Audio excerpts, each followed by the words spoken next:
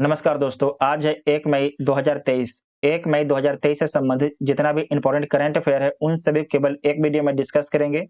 तो आप सभी लोग वीडियो को ध्यान से देखिएगा। इसका पीडीएफ टेलीग्राम ग्रुप ज्वाइन कर सकते हैं, जिसका लिंक डिस्क्रिप्शन में दिया गया है।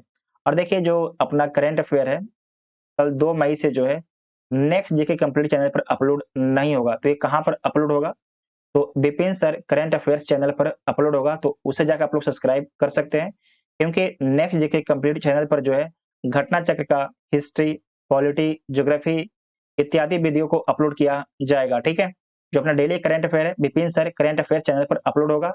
इसे जाकर आप लोग सब्सक्राइब कर सकते हैं, जाके आप लोग सर्च भी कर सकते हैं, या तो आपको जो इसका लिंक है डिस्क्रिप्शन में मिल जाएगा। ठीक है, आप लोग डिस्क्रिप्शन से भी जाके चैनल को सब्सक्राइब कर सकते हैं। ठीक है, अगर वीडियो आप सभी को हेल्पफुल लगेगा, चैनल को सब्सक्राइब कीजिएगा और वीडियो अपने दोस्तों में शेयर जरूर कीजिएगा। तो आइए देखते हैं पहला क्वेश्चन। पहला क्वेश्चन है कि 2022 में एशियाई विकास बैंक का सबसे बड़ा ऋण प्राप्तकर्ता देश कौन बना है? तो 2022 में एशियाई विकास बैंक का सबसे बड़ा ऋण प्राप्तकर्ता देश पाकिस्तान बना है। पाकिस्तान कितना ऋण लेता है? तो $5.58 बिलियन एशियाई विकास बैंक से ऋण लेता है 2022 में पाकिस्तान। तो ए इसका राइट आंसर हो जाएगा। एशियाई विकास बैंक के बारे में देखिएगा। जो एशियाई विकास बैंक है, इसकी स्थापना 1966 में किया गया था और इसका उद्देश्य था कि एशिया और प्रशांत क्षेत्र में आर्थिक और सामाजिक प्रगति को बढ़ावा देना इसका उद्देश्य था। इसका मुख्यालय फिलीपींस के मनीला में है और इसमें टोटल आपके 68 मेंबर हैं, 68 मेंबर हैं। मतदान शक्ति के मामले में एशियाई विकास बैंक के शीर्ष 5 शेयर धारक कौन-कौन हैं? जापान और अमेरिका के पास में जो है 15.66% शेयर है, जबकि चीन के पास 6.4% शेयर है। भारत के पास 6.3% शेयर है। जो ऑस्ट्रेलिया है, ऑस्ट्रेलिया के पास आपके 5.8% शेयर है। तो इतना आपको याद रखना है। उसके बाद ये आपके पाकिस्तान है। पाकिस्तान की सीमा किन-किन देश से लगता है? अफगानिस्तान, ईरान और इंडिया से लगता है। ठीक है, पाकिस्तान की सीमा मात्र 3 देशों से लगता है, अफगानिस्तान, ईरान और इंडिया से लगता है। यहाँ पर याद रखना है कि जो जम्मू कश्मीर में आप यहाँ पर देख रहे हैं, जहाँ मार्क कर रहे हैं, ये आपके अफगानिस्तान है। भारत की सीमा अफगानिस्तान से 106 किलोमीटर लगता है। जो पाकिस्तान है, इसकी सीमा चीन से नहीं लगता है हमारे भारत के हिसाब से। ठीक है, उसके बाद आपको याद रखना है कि भारत और पाकिस्तान के बीच में कौन सी रेखा है? तो रेड क्लिफ रेखा है। रेड क्लिफ रेखा है। ठीक है, रेड क्लिफ रेखा भारत और पाकिस्तान के बीच में है। भारत और चीन के बीच में कौन सी रेखा है? तो मैकमोहन रेखा है। मैकमोहन रेखा है। ठीक है, उसके बाद है कि पाकिस्तान और अफगानिस्तान के बीच में कौन सी रेखा है? तो डूरंड डूरंड रेखा। ठीक है, डूरंड रेखा है। तो इतना आपको याद रखना है। उसके बाद आपको याद रखना है कि जो ग्वादर पोर्ट है, ये कहाँ स्थित है? तो पाकिस्तान में स्थित है, पाकिस्तान के अरब सागर में। ठीक है, यहाँ पर देखिए पाकिस्तान, यहाँ पर नीचे में देखिए मार्क कर रहे हैं हम। तो आपके ग्वादर पोर्ट है। ग्वादर पोर्ट को कौन बना रहा है? तो याद रखना है कि चाइना बना रहा है। ठीक है, ग्वादर पोर्ट को आपको चाइना बना रहा है। और जो ग्वादर पोर्ट है, उसके आप जाइए पश्चिम में, ईरान में। ठीक है, तो ईरान में भारत का भी एक पोर्ट है जिसका नाम है चबाहार पोर्ट। ठीक है, चबाहार पोर्ट ये किसका है? तो भारत का पोर्ट है, इसे भारत डेवलप कर रहा है, ईरान में। उसके बाद है कि जो पाकिस्तान है, पाकिस्तान की राजधानी इस्लामाबाद है, प्रधानमंत्री शहबाज शरीफ है, राष्ट्रपति आरिफ अलवी है, राष्ट्रपति जो है आरिफ अलवी हैं। उसके बाद ये भी पॉइंट याद रखना है कि जूनागढ़, हैदराबाद और जम्मू कश्मीर, इन तीनों का विलय भारत में किया गया है। जो जम्मू कश्मीर है, इसका विलय विलय पत्र पर सिग्नेचर के माध्यम से भारत में हुआ है, जबकि जो जूनागढ़ है, इसका विलय भारत में जनमत संग्रह के माध्यम से हुआ है। जो आपके हैदराबाद है, इसका विलय भारत में जो है ऑपरेशन पोलो के माध्यम से हुआ है, ऑपरेशन पोलो के माध्यम से हुआ है। ठीक है, ये तीनों पॉइंट को आपको याद रखना है।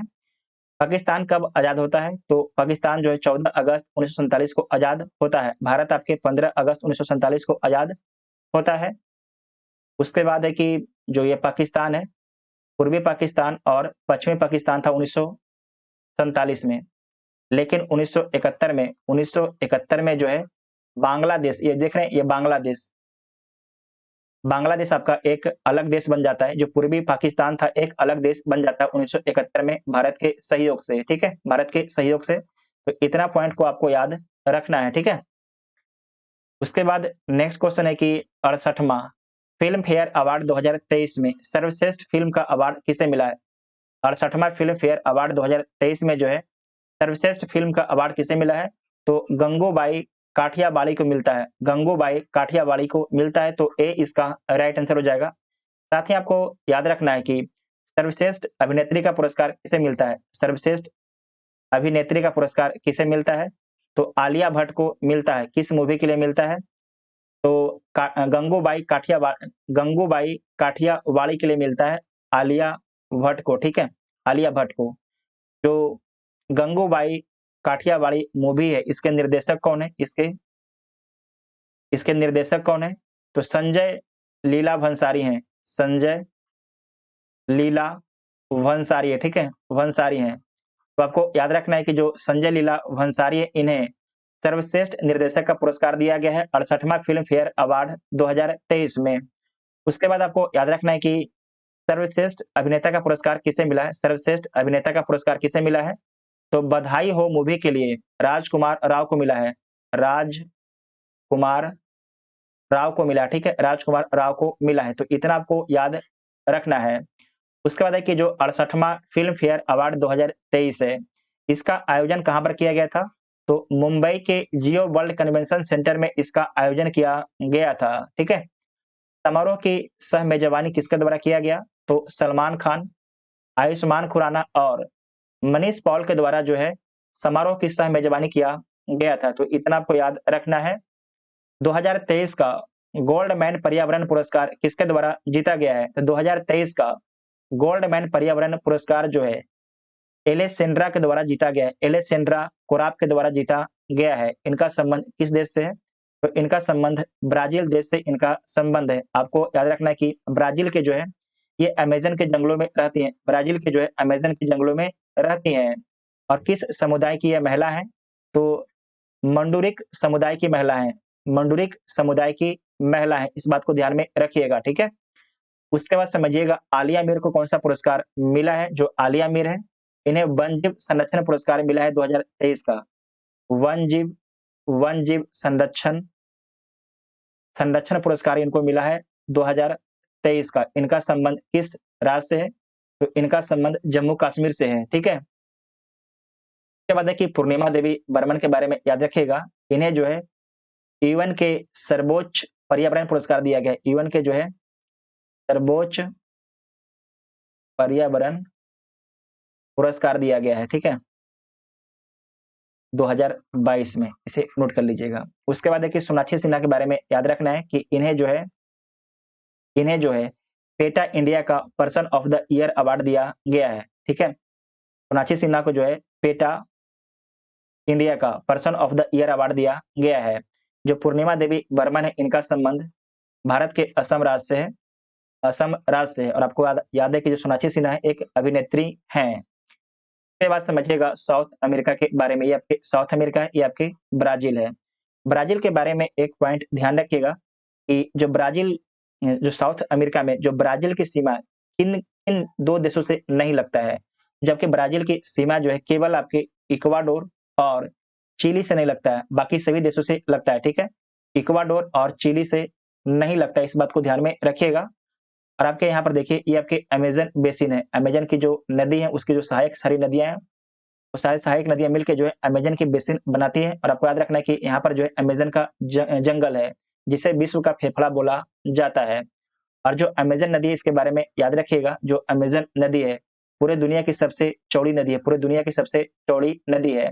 अगर पूछा जाएगा कि पूरे दुनिया की सबसे लंबी नदी कौन सी है, तो नील नदी है, ठीक है। नील नदी है जो अफ्रीका में बहती है, विक्टोरिया झील से निकलती है और भूमध्य सागर में जाके गिरती है। जबकि जो आपके अमेजन नदी है इसके बारे में याद रखिएगा कि अटलांटिक महासागर में गिरती है। उसके बाद यहाँ पर देखिए लानोस घास का मैदान है जो वेनेजुला में स्थित है, ठीक है, वेनेजुला में स्थित है।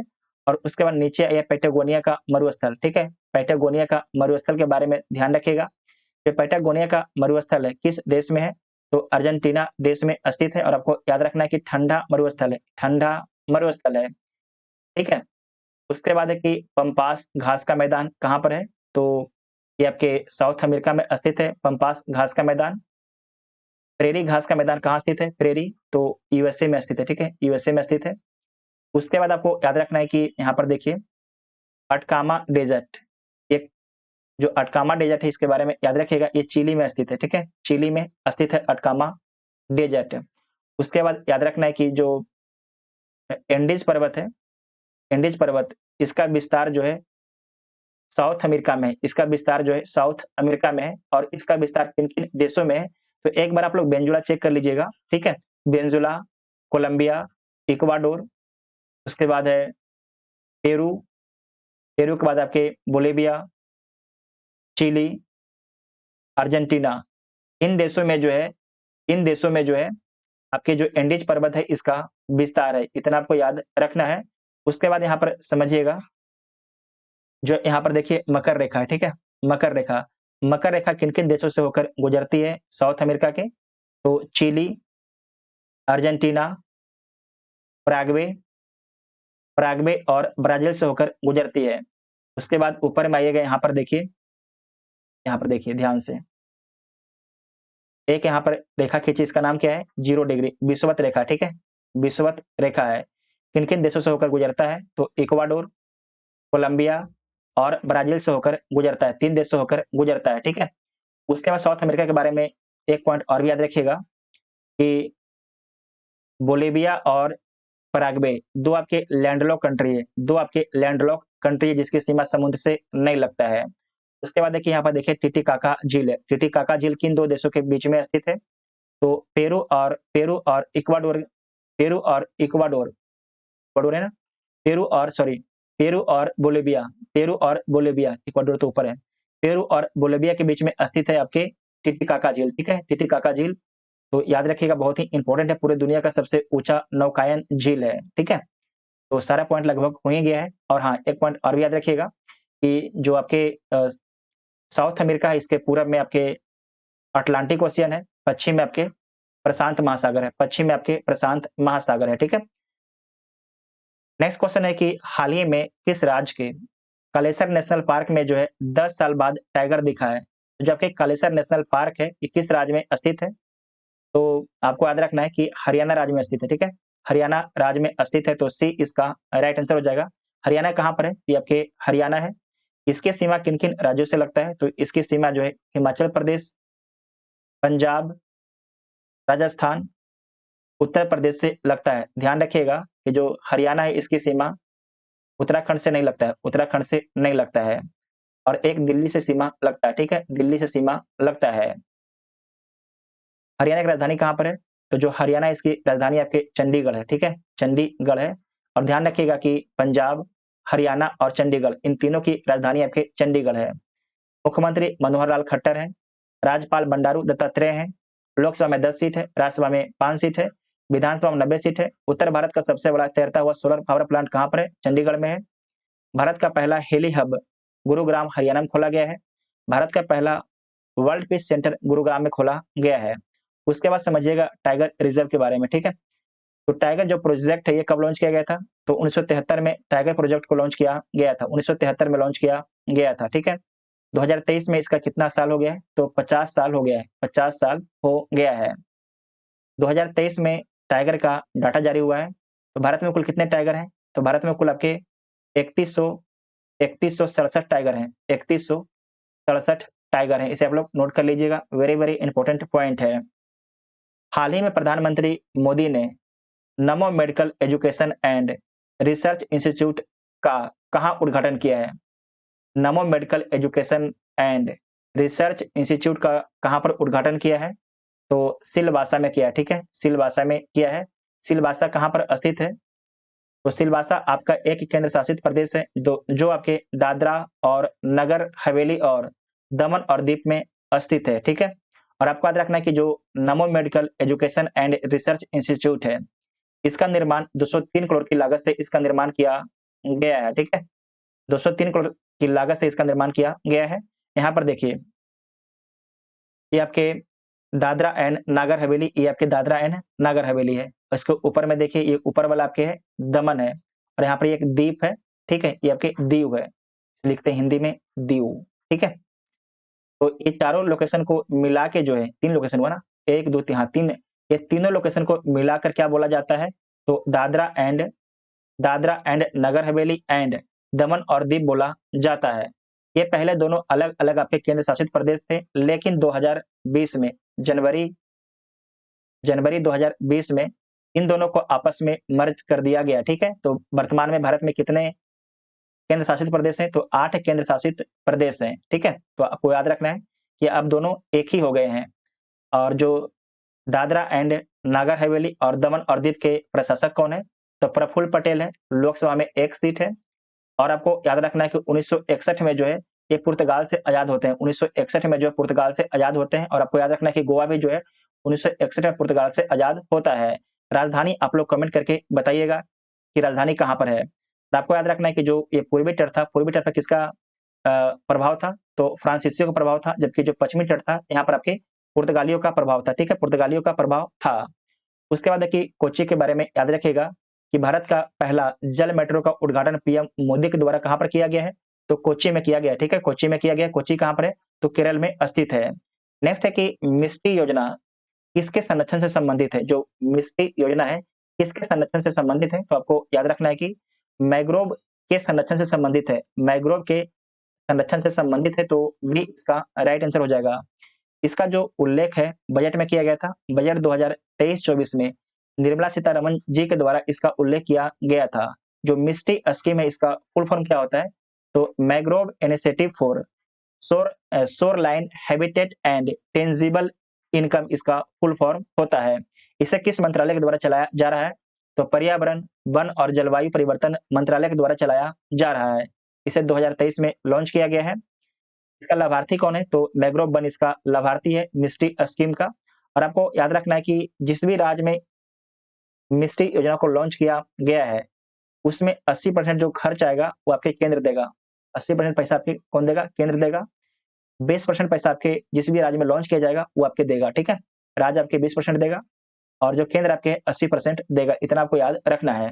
भारत में कुल कितना मैंग्रोव वन है? तो 4992 वर्ग किलोमीटर में आपके भारत में कुल आपके मैंग्रोव वन है। पश्चिम बंगाल में कितना है? तो पश्चिम बंगाल में सबसे अधिक है। पश्चिम बंगाल में जो सबसे अधिक है 2112 वर्ग किलोमीटर में है। दूसरा में आपके गुजरात है, तीसरा में अंडमान और निकोबार द्वीप है, चौथा में आंध्र प्रदेश है, छठा में आपके महाराष्ट्र है। उसके बाद अब वन के बारे में देखिएगा, ठीक है? क्षेत्रफल के हिसाब से सबसे अधिक वन जो क्षेत्रफल के हिसाब से किस राज्य में है? तो मध्य प्रदेश राज्य में सबसे अधिक। दूसरा में कौन है? दूसरा में आपके अरुणाचल प्रदेश है, ठीक है? नॉर्थ ईस्ट का राज्य है। तीसरा में कौन है? तो छत्तीसगढ़ है। तीसरा में आपके छत्तीसगढ़ है। उसके बाद देखिए सबसे कम कहाँ पर है? सबसे कम आपके हरियाणा में है। सबसे कम आपके हरियाणा में, ठीक है? हरियाणा में है। उसके बाद आइए, ये आपके हो गया क्षेत्रफल के अनुसार से। अब आइए वन प्रतिशत के हिसाब से। सबसे अधिक जो है वन प्रतिशत में किस राज्य में है? तो मिजोरम में है। सबसे अधिक आपके मिजोरम में परसेंटेज के हिसाब से, ठीक है? दूसरा में आपके कौन है? तो अरुणाचल प्रदेश है। तीसरा में आपके मेघालय है। तीसरा में आपके मेघालय, इसे आप लोग नोट कर लीजिएगा, इंपॉर्टेंट पॉइंट है। नेक्स्ट है कि एलआईसी के अध्यक्ष के रूप में किसे नियुक्त किया गया है? एलआईसी के अध्यक्ष के रूप में किसे नियुक्त किया गया है? तो सिद्धार्थ मोहंती को जो है एलआईसी के अध्यक्ष के रूप में नियुक्त किया गया है। एलआईसी का फुल फॉर्म क्या होता है? तो भारतीय जीवन बीमा निगम इसका फुल फॉर्म होता है। साथ ही आपको याद रखना है कि जो रत्नाकर पटनायक हैं, एलआईसी के निवेश अधिकारी हैं। एलआईसी के निवेश अधिकारी कौन है? तो रत्नाकर पटनायक हैं। शक्तिकांत दास कौन है? तो आरबीआई के 25वें गवर्नर हैं। उसके बाद देखिए सूर्यकांत पांडा फिक्की के अध्यक्ष हैं। फिक्की के अध्यक्ष कौन है? तो फिक्की के जो अध्यक्ष हैं सूर्यकांत पांडा हैं, ठीक है? उसके बाद समझिएगा जो एलआईसी है, एलआईसी, इसकी स्थापना कब हुआ था? तो 1956 में इसकी स्थापना हुआ था। और आपको याद रखना है कि ये भारत सरकार के कंट्रोल में। इसका जो मालिक कौन है? जो एलआईसी का मालिक कौन है? तो भारत सरकार इसका मालिक है, लेकिन सरकार इसका 4% शेयर मार्केट में बेच दी है, ठीक है? उसके बाद देखिए प्रीवियस क्वेश्चन के बारे में देखिएगा कि हाल ही में तीसरे क्वाड समिट की मेजबानी कौन सा देश करेगा? तीसरे क्वाड समिट की मेजबानी कौन सा देश करेगा? तो ऑस्ट्रेलिया करेगा, ठीक है? ऑस्ट्रेलिया में कहां पर होगा? तो ऑस्ट्रेलिया के सिडनी में होगा। राजधानी कहाँ पर है? तो ऑस्ट्रेलिया की कैनबरा राजधानी है, कैनबरा राजधानी है।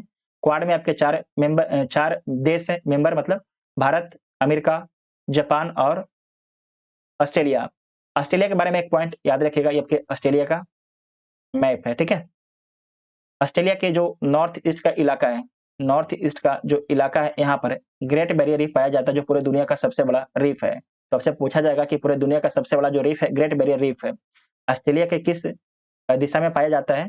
तो ये तो पूछेगा ऑस्ट्रेलिया के किस तट पर पाया जाता है? तो ऑस्ट्रेलिया के जो है नॉर्थ ईस्ट, ऑस्ट्रेलिया के जो है नॉर्थ ईस्ट तट पर पाया जाता है। इसे आप लोग ध्यान से याद रखिएगा।